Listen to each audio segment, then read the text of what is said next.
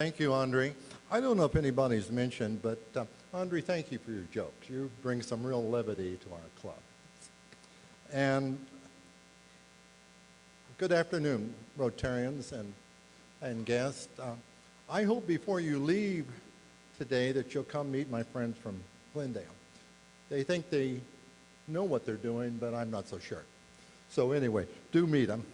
And with that, I regularly tell clients and friends that I office in the Cherry Creek, Glendale area, and I think this is true. The city of Glendale is probably the richest little city in the United States.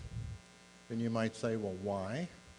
And I think the answer is the leadership and the vision, particularly of the mayor, who you'll hear from. Certainly Jerry Peters, who's here, the city manager, Mark Bullock, who's in charge of rugby. You may know that Glendale's known as Rugby Town, USA. It has the only freestanding, independent rugby field in the nation. You know about maybe the new restaurants and hotels on the south side of Cherry Creek. Mike will be telling you about the new Glendale 180. And oh, I forgot. You probably heard about Glendale's famous ballet, meeting regularly at Shotgun Willie's. Please welcome Mayor Mike Donovan. Mike.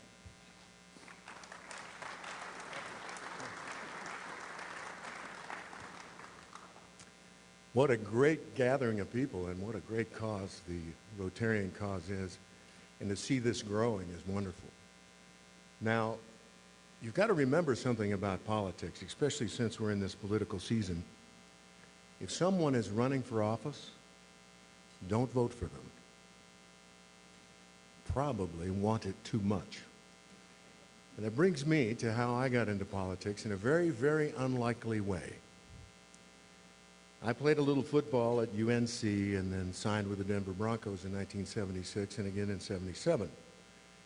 And now I'm taking a look at the old guys I used to play with, and I'm thankful I was injured early rather than getting thumped so many times in the head. Some people think I actually did. Well, I decided to do this thing. I'm going to grow a beard. It was black then. Long hair and a ponytail, trade my house for a sailboat, and leave. So I traded my house for a sailboat and ended up in the British Virgin Islands. And all of these decisions you make in your life end up providing you with things you could not imagine will occur in big ways later. So one afternoon, a little British fellow, walks down the dock and knocks on the hull of the boat. He says, "Right, mate, you fancy a game of footy?" I said, "Do I fancy a game of rugby?" "No. That's football without pads." I knew nothing about rugby. He said, "Oh, mate, it's a bloody shame. You look fit." I said, "Yes, and sane as well." My view of rugby was totally different than what rugby really was. What got me to play that game was what he said next. He said, "We're going along to the warship to have a piss-up, a drink, with the Royal Marines." I said, "What have the Royal Marines got to do with it?" "We're playing them tomorrow." You're going along to have a sing-song and a drink with your opponent. Right. On that warship, the HMS Cardiff. I've got to see this. Now, in football, we weren't trained to do anything with your opponent but defeat them. That's a very bad zero-sum game concept in life. Because eventually, we're all on the same team, not opposing. And those of us in our 60s or some of us in our 50s all understand, and older, that we're allies in this great game of life, and it is a marathon, not a sprint. And it's not a zero-sum game. So the next thing he says to me is, "Have you got a blazer?" I said, "You're not telling me you play rugby in a blazer?" He says, "No, mate. You've got to wear a blazer. The governor will be there, the captain of the ship." And so there I am with a borrowed blazer singing Why Delilah with the Royal Marine Corps. And the next day, having come out of the NFL, a little bit of an ego, I was destroyed by these guys. Because football is a game of inches where you smash into each other. It's a coach's game. They tell you what to do. It's not a decision-making game in life at all. In rugby, there are 15 men on either side, and you run, and it is a game of possession and passing, and like life, you don't know this until you play. There are no forward passes in rugby. Just like life, you have to pass backward to move forward. So I was immediately hooked to this great game. It was the sport I had been looking for. I became an absolute zealot. Well, I also owned a bar and had the sailboat and worked as a scuba diver. I was living the Jimmy Buffett dream until one day I look across this bar and I coined a little phrase, Ames disease. I am coming down with Ames disease. Acquired island mentality syndrome. If I don't get off this rock, I'm toast. Because the strange thing about paradise is when you're moving through paradise and don't see any of it, you shouldn't be there any longer. So back I come. Went back to school, and this is getting us to the politics in my life, another strange thing you think would never occur. Well, I grew up in Golden, Colorado. My family came here to Ray, Colorado in 1879. So I meet a woman at a Christmas party in 1994. And she said, "What's your last name?" "Dunafon." "Spell it." D-U-N-A-F-O-N. "Do you know a man named Skeets Dunafon?" And I'm thinking, oh, God, this is my sister. My father was a real rounder. This guy went up and down it. He was the first Marlboro man on TV, and his brother as well. They were professional rodeo cowboys. She said, "My mother loved him." Now I'm really going with the sister thing here. Her mother dated my father in the 40s. Well, we added up the months and we're safe. We started dating.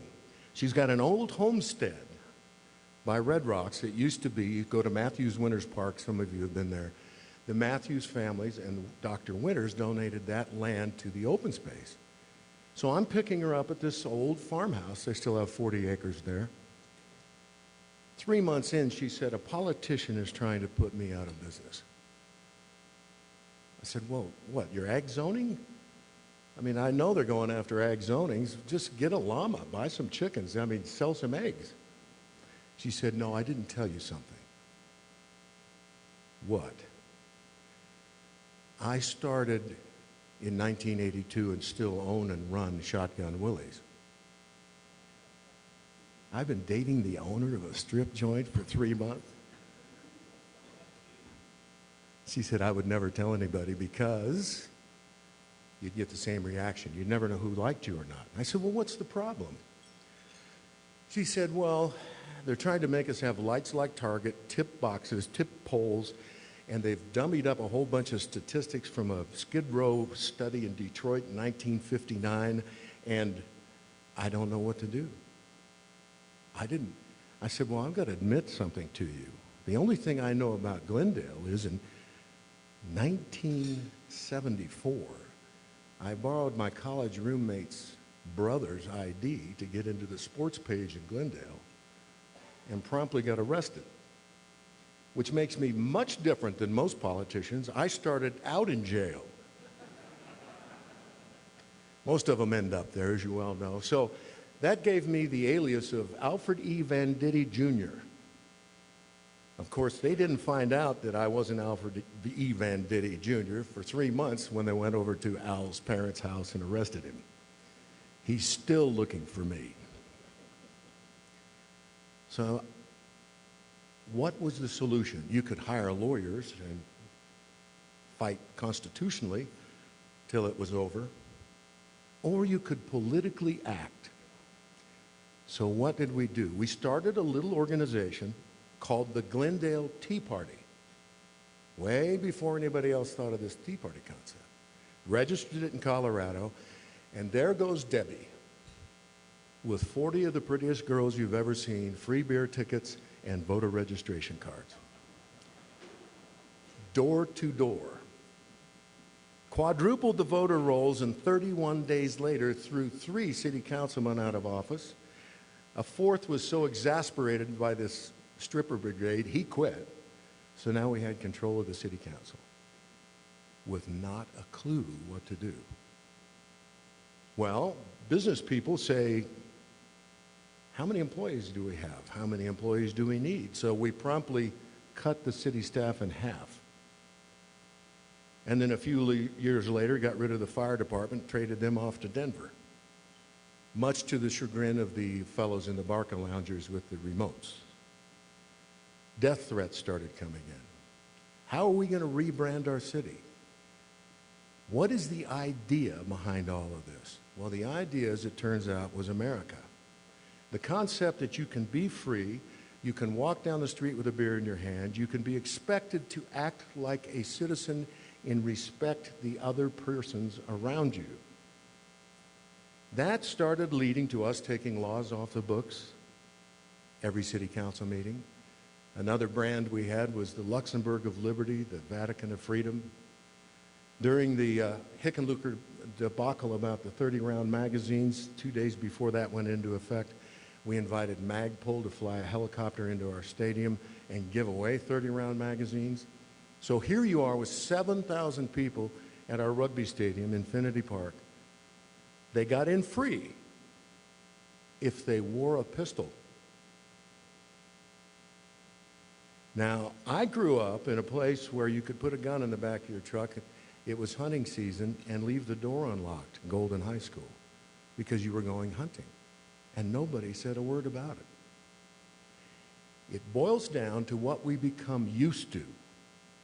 And as it slides away from us, incrementally, we lose sight of what we've had. We get talked out of our freedom. There's a little story about a lady who gets off an airplane, decides to call Uber, standing on the curb. The Uber driver pulls up, hops in, beautiful Uber black. Down the street they go. She sees a shopping center and decides that she'd like to pull over and get some items that she left behind. So she leans forward and taps the Uber driver on the shoulder, and he freaks out. Off the highway, through a fence, into a hedge. She's scattered out in the back of the Uber. She said, "I'm really sorry. I did not mean to upset you like that." He said, "Oh, no, it's not your fault. I've only been driving for a week." He said, "You've been driving for a week?" He said, "Well, no, and my own car, an Uber car. You see, for the last 25 years, I've been driving a hearse." We could tap people on the shoulder today that don't know what life used to be like in the United States. They have no clue what they've lost. So the mission of Glendale is to continually drive home the fact that civil liberties are based on private property rights. The fight that I just had with the rug shop people, we were never going to condemn them when we told them that. So all of these things boil down to what a group like this does every week. Service, responsibility, leadership, and above all, liberty. Because centralized authorities are oppressive by nature, they must be. So you bring a group like this together, it's a group that is an unpanishad, to use the Indian term. It's a group of individuals who individually agree to do something as a group. It's not a group.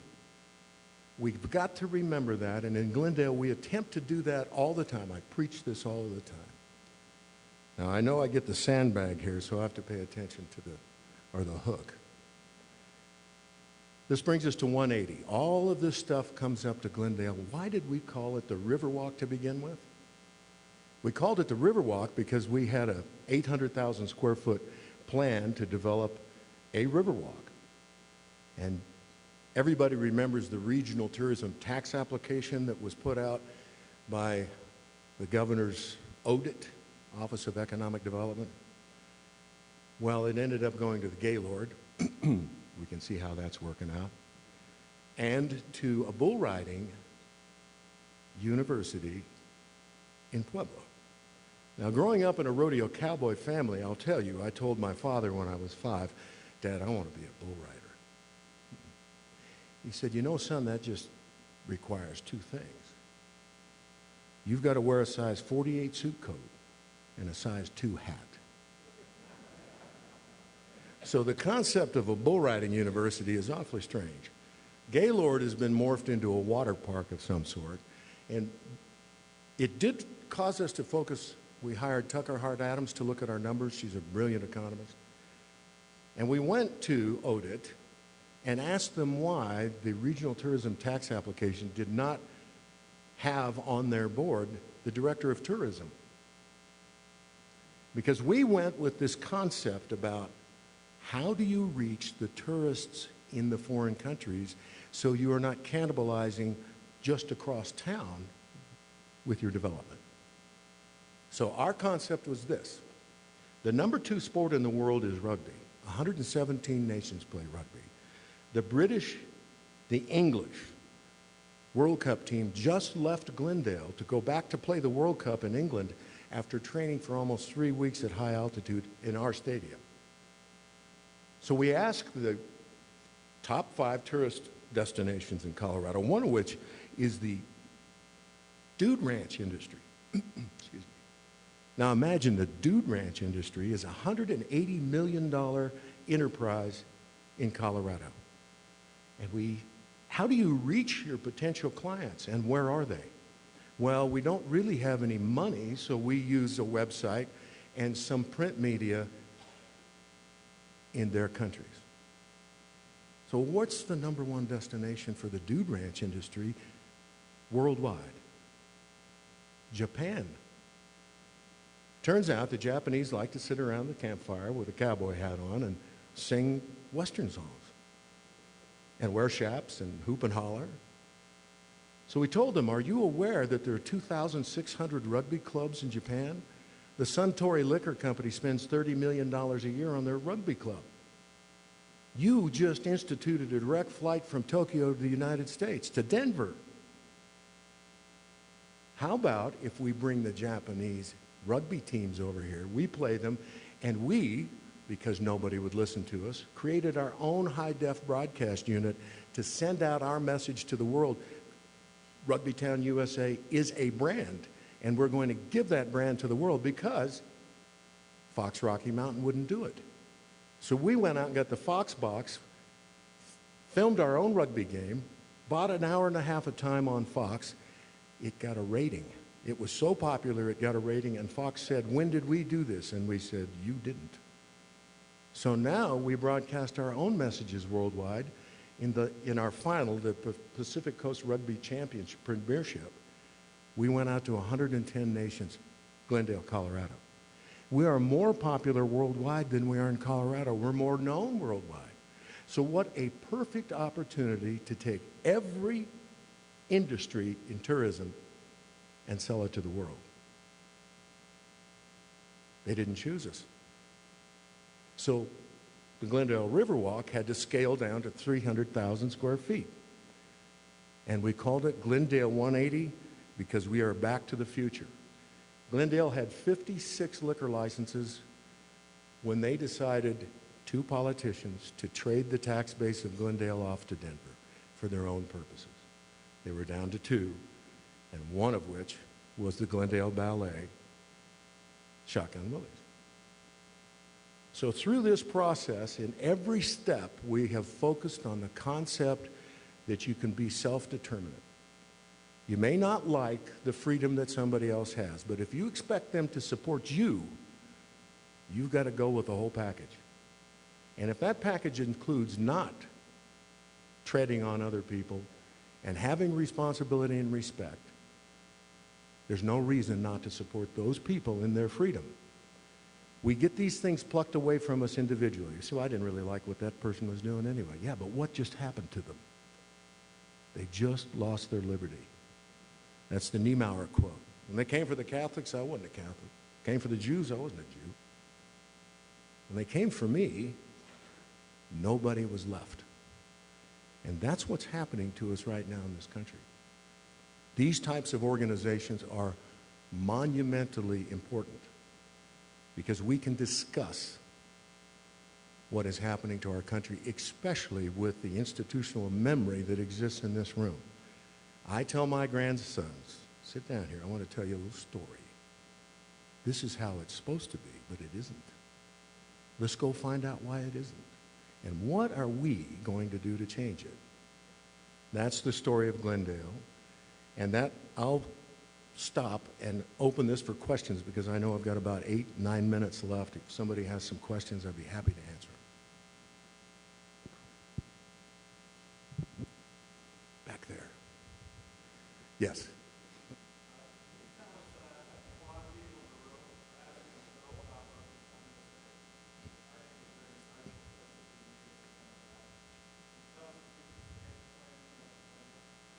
Yes, Rugby Town USA came about because Mark Bullock and Mark started the U19 national program, and I had a son playing on that team, and I had played. He lost his coach. They needed a manager for the U19 tour. This game is not a zero-sum game. It is a community-building game that anybody can play because it requires a pair of shorts and a ball. And you will learn to appreciate collaborative competition. You've got to have an opponent or you can't play. 117 nations play it. It is the second or third most watched, the World Cup of Rugby sporting event in the world. We in America know nothing about it because football took over from rugby very early on. So no one had taken the world's #2 sport and branded it as their own. We did. Because we knew what was out there. We knew the potential of this great thing, and we were also watching what was occurring in American sport. You've got a college graduate doing a post-game interview that can't use a polysyllabic word. A dribbling idiot with a degree from a fine university. And then when he fails in our country, we blame him, not ourselves. We allow the NCAA to run roughshod over all these programs. Now that's changing. It boils down to the American concept of liberty, personal responsibility, and private property rights. Rugby, the coach sits in the stands. Now, that's the same thing we are forced to do as parents. We do all this coaching and then we send them off to school, to college, and hope that they'll make the right decision under pressure. And pressure is peer group pressure in this instance. This great game teaches you to make decisions that affect everybody around you and above all yourself. And if you're selfish, like in basketball, you will destroy your team. You can't have a superstar with 15 people on your team. So rugby was chosen because we speak 13 different languages in Glendale. Those 13 languages understand soccer and rugby. And by the way, how did we keep from getting tagged, our stadium?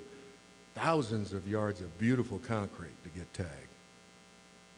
We dragged them in, the gang members, the Crips and the Trey Crips, the Bloods, put them in a room and said, here's the deal. We're going to give you Wi-Fi access at our artificial pitch. We're going to leave the lights on until you finish playing. If you tag us, we're taking your soccer ball and turning the lights off. We're not going to lock up the spray paint. We're going to take your opportunity away from you. You will earn it through respect and responsibility. We have never been tagged. The police department. We were handing out 2,700 speeding tickets or traffic violations a year 9 years ago. Last year, we handed out 345. Do not put people with a gun in a position of profit. Same number of car stops, because there's policing to be done. You got to fix the taillight. You don't need a ticket. You rolled through the stop sign. Please come back and shop with us. So that's the whole concept. It revolves around the rugby idea. Anybody else? Mr. Mayor, thank you for being here. Good rugby player right there. Marcus, good to see you. Congratulations on your recent marriage. Thank you. Well, see, we've been together 21 years. Okay. We figured it was time to stop the probate possibilities. As a resident of Glendale and a former Raptors rugby player, I'm interested in what's happening in my community, and I want to be a part of it.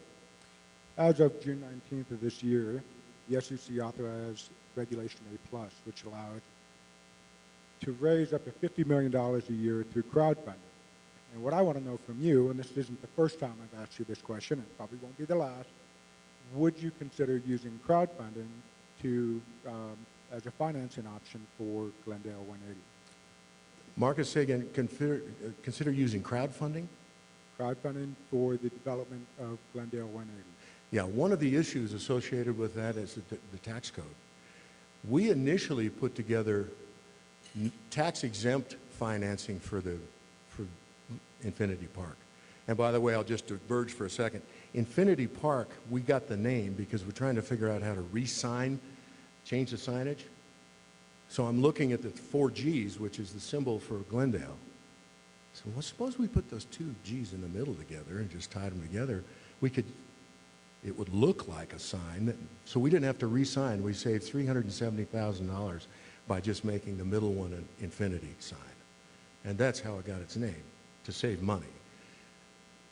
We were a tax-exempt organization with the bonding, and we did a lodger's tax. We went out and told the hotels, you're at 40 to 50% on the weekends. You can't fill your hotels on the weekends. We want to do a lodger's tax lower than Denver's, and we want this to be part of the build, along with tax-exempt bonds. They said it'll never happen. Well, this week we have the Rugby Town Sevens, and I'm inviting the entire Rotary to come out, and I will set that up 3 days, Friday, Saturday, and Sunday, the biggest sevens tournament in the United States, one of the best in the world. It's a Rugby Town Serevi Sevens. Our hotels on the weekends are booked at 91%. Our property tax has doubled. Now, we didn't do that by going out and giving money to people. That's when you're redistributing wealth. That is a tragic mistake made by the communists and the socialists who call themselves America. They aren't. This is a rotten affectation of what came out of Otto von Bismarck's Germany in the 1800s. So did the public school system. So did the pension system. So did all the failing systems we're doing. They all came out of Otto von Bismarck's Germany. Lead. Set the standard. All of the apartment buildings in Glendale are guts to studs rehabs. People have come in and bought them and fixed them. The good old American ethic. So we actually made the mistake of being tax exempt, Marcus, and we can't use crowdfunding as a city. We were tax exempt, which prevented us, and the IRS, the geniuses at the IRS, from selling the naming right to our stadium. So we had to petition the IRS to become taxable. I don't know if they've ever seen a petition like that before, but they were quite happy to comply. So we're still looking for a naming right, but now under the IRS code, we can actually name our stadium when we find someone who wants to ante up the money. So the crowdfunding, we're precluded as a city from using that as a mechanism. Individuals aren't. Crowdfunding. Anybody else?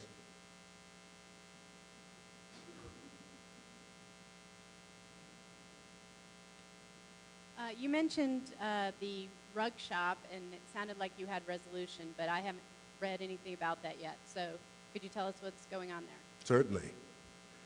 We started working with the Colgi family, MAK Investments, in 2006. Now, we used a technique that is used by lots of cities, and I think very poorly. There's a book called The Grasping Hand talking about the tragedies of eminent domain.